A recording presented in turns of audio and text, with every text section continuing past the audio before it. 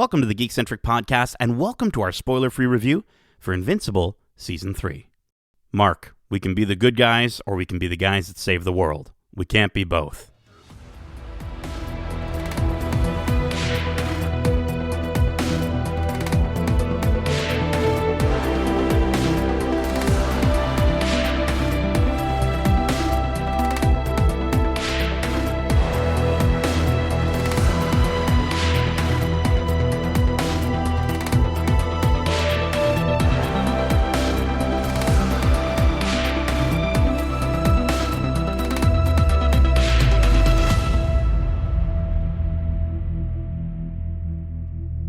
Welcome to the Geekcentric podcast. My name is Nate, and this is our spoiler-free review for Invincible Season 3.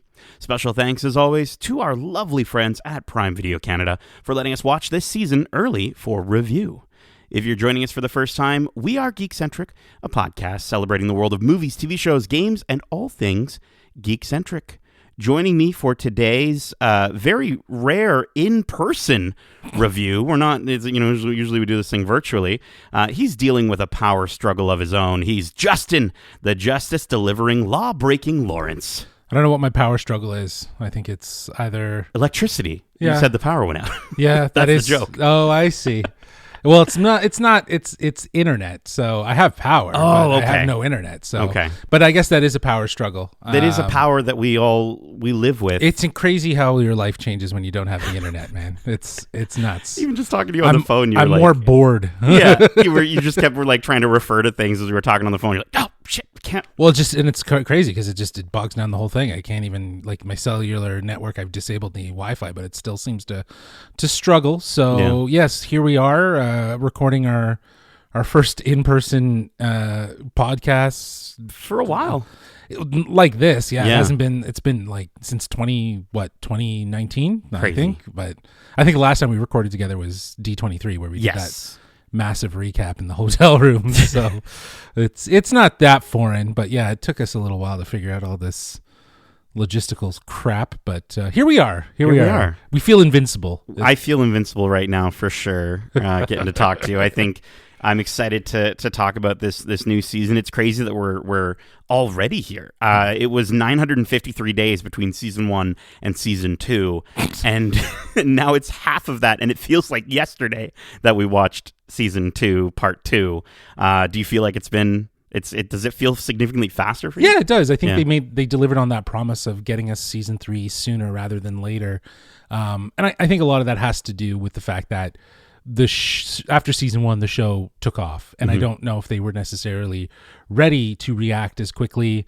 Obviously, COVID, a variety of different things really probably slowed down the overall production process, but they made good on the promise of giving us season 3 faster. And season 2 was broken up into 2 chunks, so they also listened and said, hey, we won't do that again. We'll give it to you. But even still, like, with the way that they delivered part 1 of season 2 to part 2, it was pretty quick. It was like 3 or 4 months in between, if I'm not mistaken. So yeah, it's good. But you're absolutely right. It feels like this is what you would want from a lot of TV shows. Like that, just that immediacy. So it stays fresh. We do live in an age where a lot of time does pass between one season to the next, and it's kind of gets foggy, and you're struggling to remember things. You got to go back to recap videos and remember, oh wait, what happened? Who was this character? And so on. But one thing that's really nice about this show specifically is the previously section, which each episode that we watched had. And what was great is if something, not giving anything away, but if something in the episode referred to something that happened in a previous season, it would be in that previously. So I think that's really notable of at least the team that's putting the edits together and recognizing what do people need to remember or be reminded of from past seasons to pull that in. I think that's great because it's not just self-contained into the current season that you're watching. Yeah. It spans beyond that because this is obviously a story that is large in scope. Yeah. I can't remember a lot of the things that happened to those kids on Stranger Things. So I'm going to have to watch a few recaps or whatever. But let's talk about this series. I'm going to get to the synopsis for this season, and then we will get right into it. So after going through the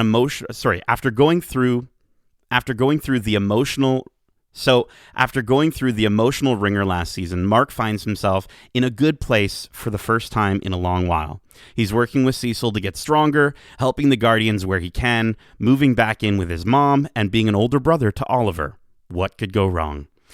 Led by showrunner Simon Rachopa and series creator and author Robert Kirkman, Invincible Season 3 stars Stephen Yeun, Sandra Oh, and J.K. Simmons, and the voice cast also includes Seth Rogen, Walton Goggins, Jillian Jacobs, Jason Mantzoukas, Zazie Beetz, Gray Delisle, Zachary Quinto, Chris Diamantopoulos, Ross Marquand, Carrie Payton, Andrew Reynolds, Kevin Michael Richardson, Ben Schwartz, Clancy Brown, Jay Farrow, Mark Hamill, and Melise Zhao, alongside Simu Liu and Aaron Paul this season. Season 3 of Invincible has already started with the first 3 episodes available right now on Prime Video. I checked this morning. They're right there, ready to watch. And they're going to be continuing weekly until episode 8 on March 12th, 2025. So, I think we like to usually start things off by talking about the visuals, especially for an animated series. And I think, we also are going to talk about the characters and performances and story and what have you. But like we were talking about, it seems like only yesterday that we have been talking about season 2, and I don't know if too much has really changed or evolved from the visuals, but we might as well start there. I've got a couple of things that I want to talk about. What did you think of the look and feel of this season 3, where we're at with Invincible? Well, like you said, I think it's on par with what they've already given us. There is as much of a focus on the action as there was in previous seasons. I think there's more of an attention to that than maybe some of the more mundane conversational moments. There was that great episode in season 2 where they do call out some of the animation hacks, if you will, to kind of speed the process up. So, those are obviously very relevant and on display, if you will, in the show. I think we've talked about it. The fact that they've now pointed it out, it just makes it that much more obvious. But that said, like, I think there's maybe something that we didn't really touch on. There's something traditional about that as well. Like most animated shows, for the need of speediness and just repetition, they did repeat cells or grab other frames that have already been used and recycle them. And there's all these tactics to help kind of move the process along and not get too hung up in sort of a production state, but focusing maybe more of that energy on new things that need to be more elevated. I remember all the time noticing it in old Ninja Turtle episodes. It's like that's a frame that's already been used. Like that's a cutaway frame that you've used numerous times. Yeah, we've seen that crowd shot exactly 500 times. Or just even a talking shot of one of the turtles, right? It's just slightly changed. Or even in the 90s Spider-Man or even in the 90s X-Men, like there was just all of those techniques. So I think it's really it's great that the team within the Invincible family and the animators, they can call that out and make it sort of a fun sort of tongue-in-cheek joke about the process and what they can do. But I think that shows in some instances, and it's probably a lot of the reason why we got this season so quickly, because it was probably done at the same time of working on even last year. I believe I spoke with Simon, and he had talked about how they were in the process of already working on season 3 so that they can get it out sooner rather than later. Yeah, I think we talked about it a little bit on the phone, and I was asking you, like, do you think it's because they called it out in that last season, in that gag? That was incredible. It was absolutely fantastic. And I think it also really helped to put us as viewers in the understanding of animation takes a damn long time and it's not easy. And so it is one of those things that I keep fighting with my brain on whether or not I think the animation this season is worse because of being able to recognize it more. But I think as the season goes on, there's a few instances, there's a specific moment within the first 3 episodes where literally, and it's so small, but characters are just running down some stairs and it looks odd. It actually it takes you it actually is very noticeable. Or little things like a book being pulled off a bookshelf, but none of the other books move. And it's interesting because when you see some of the previously ons, my brain is continuing to play tricks on me where I'm like, oh, is the animation better here? Or is it just because I'm seeing a lot of maybe action moments in those previously ons? And I think I like what you said there with the difference in the slower talking moments versus the action moments. This show still is as strong as ever when it comes to animating action moments and fighting moments. And I think that's really why you're tuning into Invincible. And I really love, there are some incredible fights this season. I think we get some really cool stuff. I remember the Adam Eve special that they released. Yeah. If you enjoyed that, there's even more really cool ways that we get to see Adam Eve using her powers in a very different way. Or, there's a character like Multipal that is just a joy to watch in a combat scene, right? And so I think from a from a standpoint of overall animation, is this the best animated, visual show ever? No, but maybe that's not necessarily their intention. Yeah, I don't think so. Earlier this year, or towards the end of last year of 2024, we talked about the Lord of the Rings, War of the Rohirrim, that adopted more of a vintage approach to from anime to tell this story, and it felt very dated. And I know both Kevin and Darcy felt like it kind of, more so for Darcy, who is an anime fan, it sort of took him out of it because it was so traditional. But he also understood that it is referencing another art, and I think the same thing can be said about this show, where it is bringing in elements of anime and other aspects with more of a westernized approach. And I think, like we were saying, the real focus and the real highlight of where the animation shines is in the action sequences.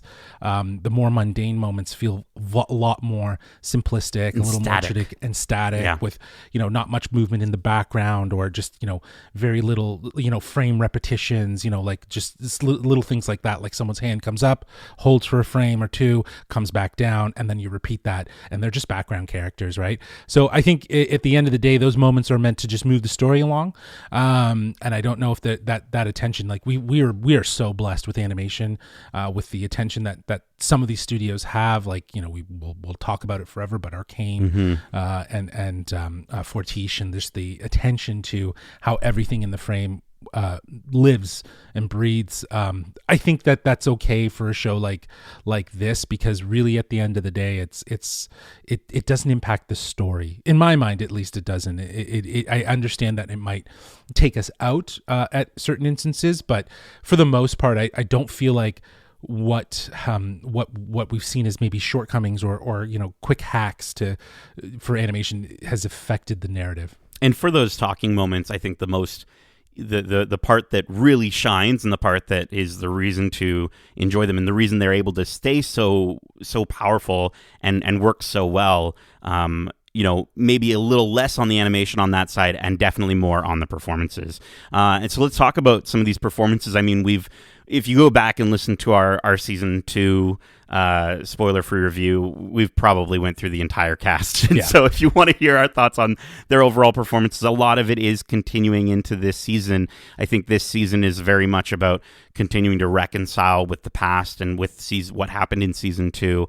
And so we definitely get to enjoy that. But, I think Steven Yeun is continuing to shine in this series. He's struggling with nature versus nurture, and as I said, the mistakes of his past, and it's exciting. It's cool to hear him continuing to maybe dip a little bit, without spoiling anything, into some darker places, right? And he's struggling with the mistake that he made at the end of season 2. Yeah, I think this is definitely season 3 feels like it's dealing with the fallout of the events of season 2, and I think the emotional fallouts and what sort of putting those pieces back together. And to the point of what you said before, Mark, feels like he's in a good place and everything is really good, but there's new life things that are challenging Mark, and I think much like our friendly neighborhood Spider-Man, he has to figure out how to balance all of those things and understand where he has to be a hero and how he can be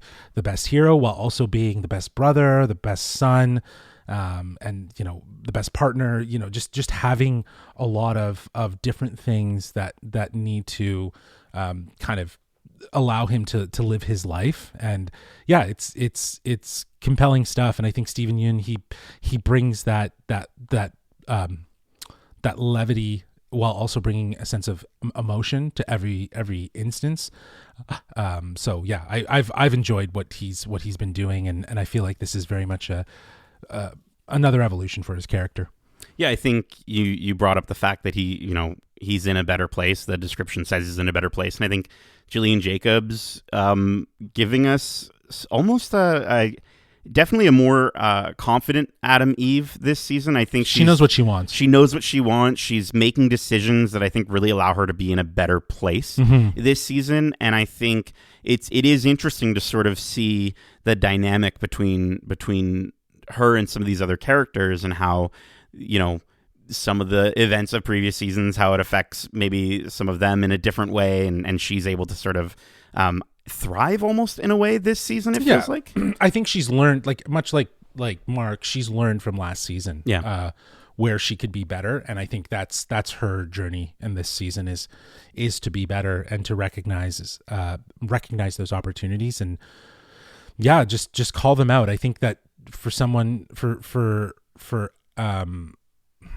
Eve, she went through a lot last season. The whole thing with her parents, and just understanding her place and so on. So I think this feels right, and to also parallel that with Mark's journey as well. It feels very fitting. They both are in this very unique situation where it might look good, but there's just more to take into consideration. And yeah, Gillian Jacobs is great. Like she's been solid through and through. Yeah, this entire cast. I mean, Sandra Oh is still... She's fantastic. Absolutely incredible. J.K. Simmons. I mean, Walton Goggins. All of them are phenomenal. We've got a lot of folks that are a bit newer into this season. One being Christian Convery, who plays Oliver. And I think, like you were saying, it is really interesting to sort of see the way that he is...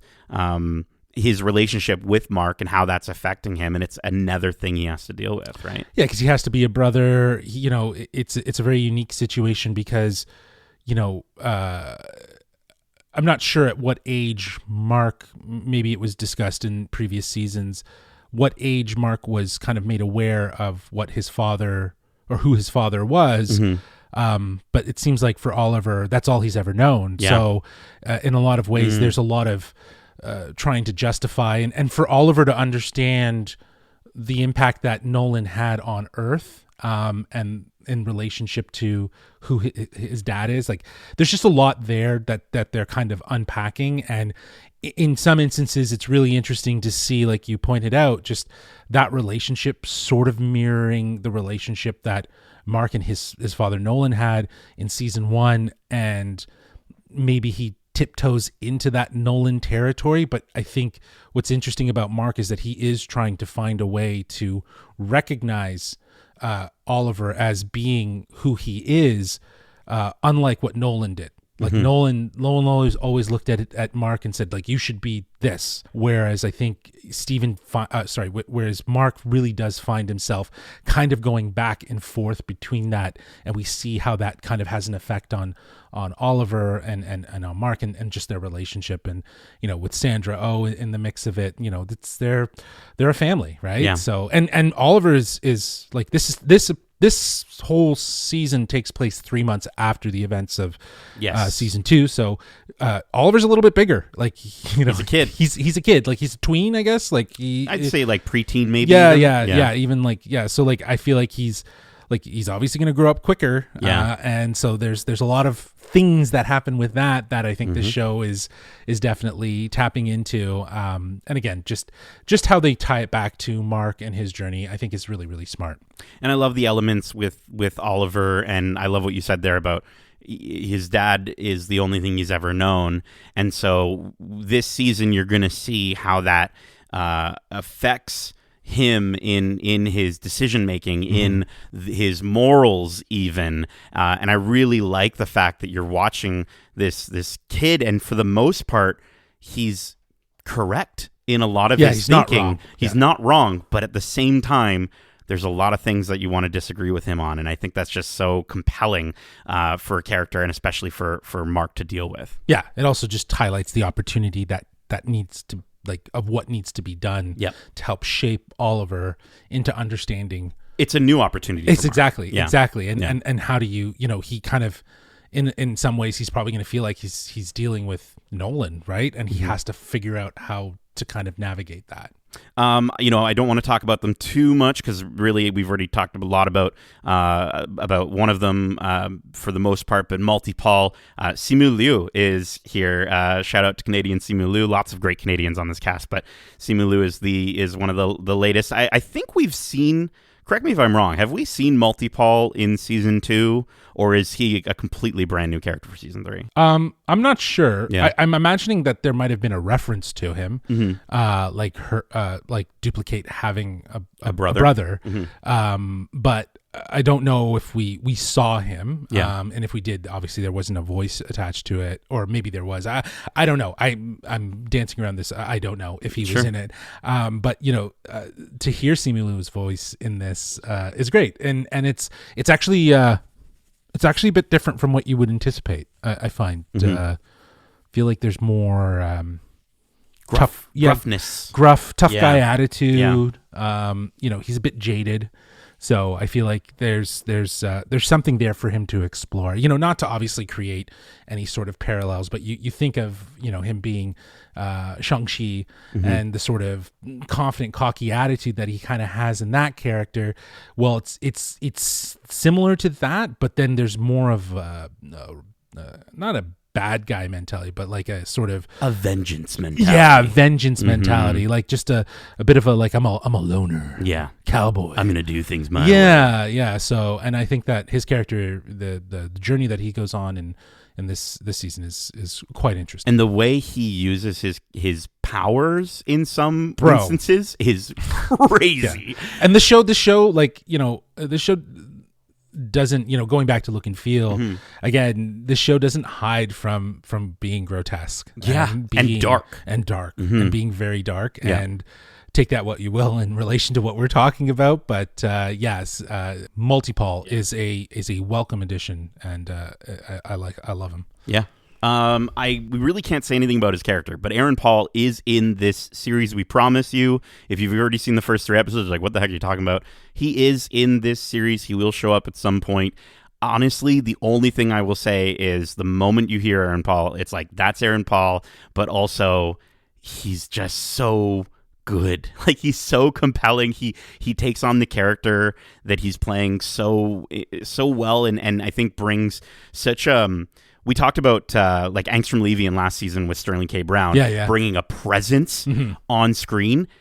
Aaron Paul does that in a different way, but he does that to a place where you just feel so much for this guy. You feel so much for you understand where he's coming from. Where he's coming from. Yeah, and I think they did a great job with him. Yeah, I think there's this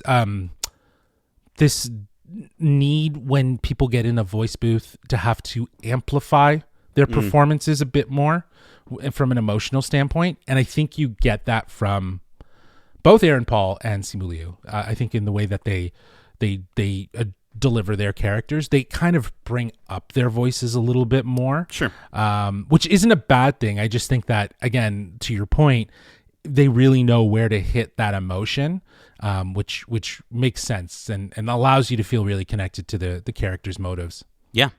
And just one more thing, and I know this isn't necessarily a new character, but he feels like he might be kind of a new man. Yeah, he's a new man. Rexplode. Yeah, he's definitely a highlight in these 6 episodes that we've seen, and the first 3 are out. So he had his moment in season 2 being the hero and saving, stopping the quote unquote. I know they're not the Serpent Society, but they're the Serpent group. The version of the Serpent of the Serpent Society, and stopping them from whatever they were about to do. I think there was a missile launch of some kind. But anyways, it's given him a different outlook on life, and to see him break his habits in some instances is really endearing. Yeah. And then other times it's like, bro, you're never gonna get out of that. Like you are who you are. So well, and I think a bullet to the head is gonna to change a lot for a person, right? And I think I like that he's not only trying to make these changes, but we get to see him actively thinking about it. Like, you're seeing him go, oh nope, that was the old me. That's not what I would, that's what I would do back then, but not anymore. I'm not that person anymore. And he audibly calls it out, and it's really fun. And I think Mantzoukas is doing a fantastic job of just getting this character to a place where he's no longer just the butt of a joke or the gross joke, like, pervy guy. And Mantzoukas is just perfect. Like, he doesn't have to do any alteration to his voice. Yeah. He knows how to deliver it. Like, he knows that he's been gifted with a very unique voice. And I think it's just a matter of marrying the right personality with his voice, and I think he's done a great job with Rexplode throughout this entire series, and definitely, like you're saying, he has his moments in this season, and I'm very happy for that.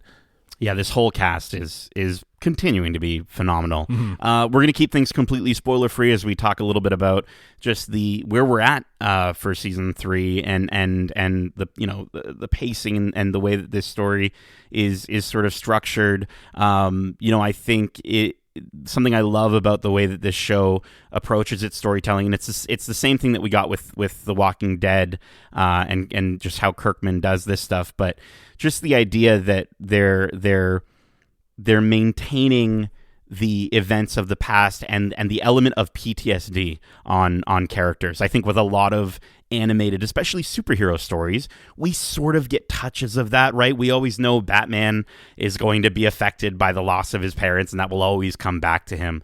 But I think this series does such a good job at continuing to bring up and reflect on the mistakes of the past, the events that happened, the Chicago incident, if you will, right? And so I think there's a lot of horrible things that these characters have gone through, and the show really takes a mature look at that and understanding of that in how to approach that and continue that forward into season 3. Yeah, I think that's exactly it. It's the mature approach. It's not just glazing over what's happened in past seasons and saying, well, this is the new situation. This is the new threat. Yeah. No. All of that has influenced the events of why we're in season 3 or what is happening in season 3. So there's some great callbacks to past episodes from past seasons. And I think that, like I was saying at the top here with the previously on, like, it does help to kind of remind you about past characters and things that have happened that will then show up and have importance in an episode. And I think that's also the comic book mentality too. Mm-hmm. Like, the entire world is connected. It's not seasons that are just siloed individually. It's all intertwined, and I think that's where that maturity comes in.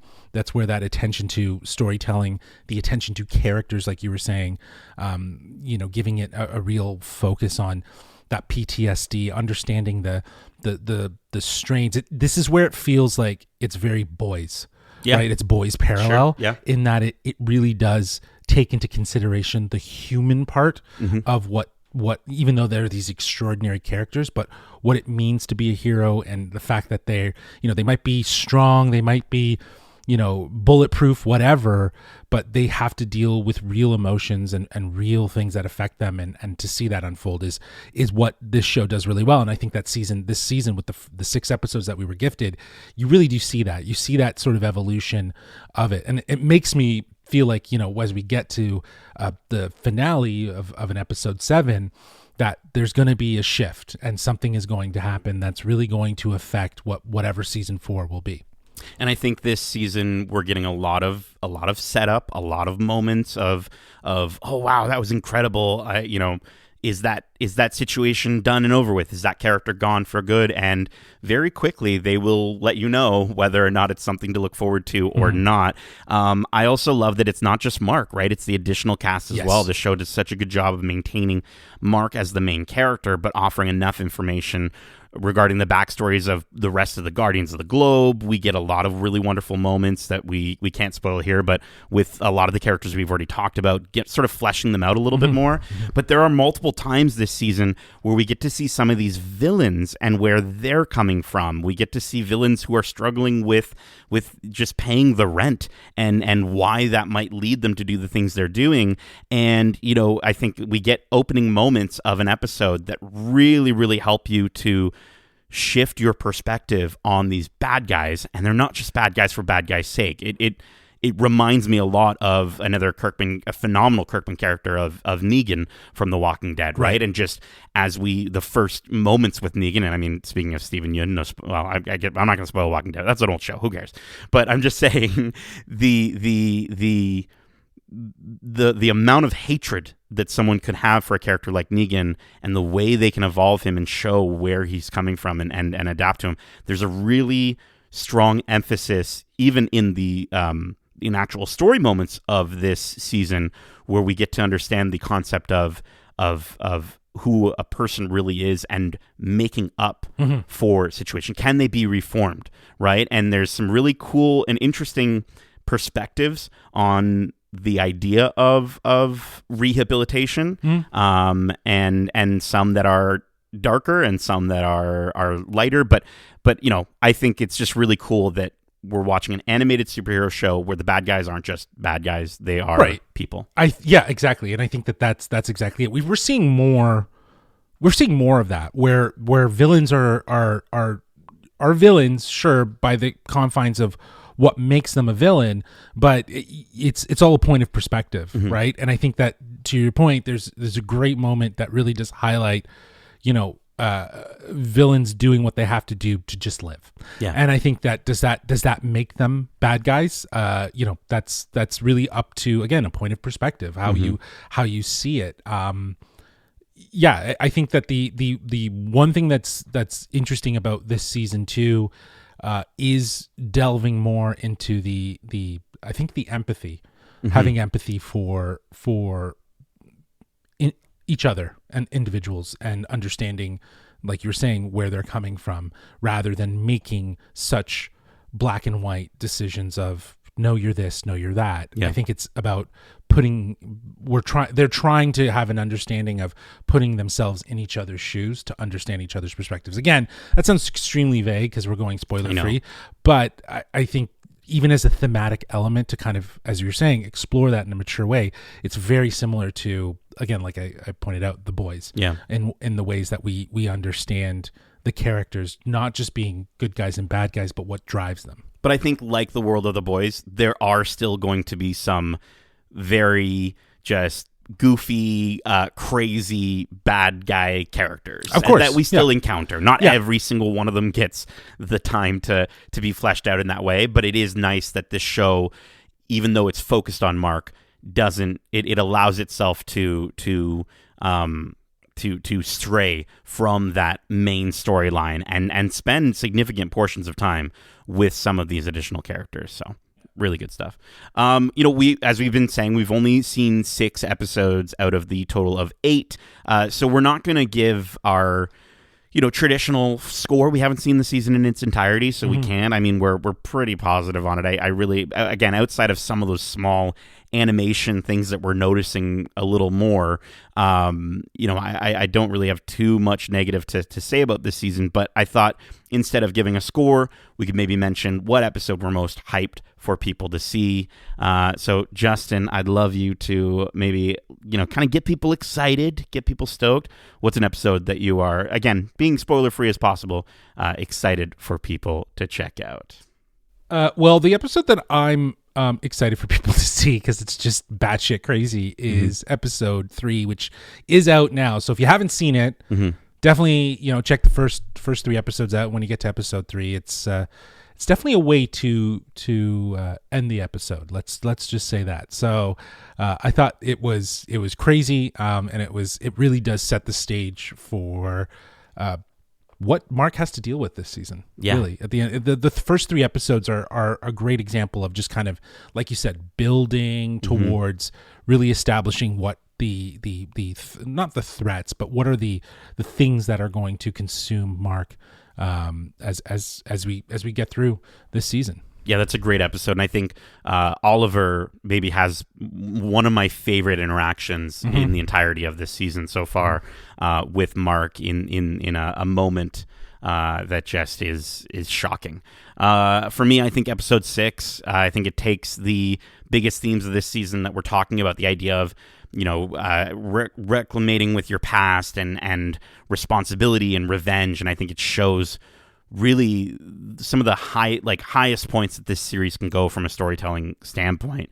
I think it's one of the strongest as far as performances are concerned as well.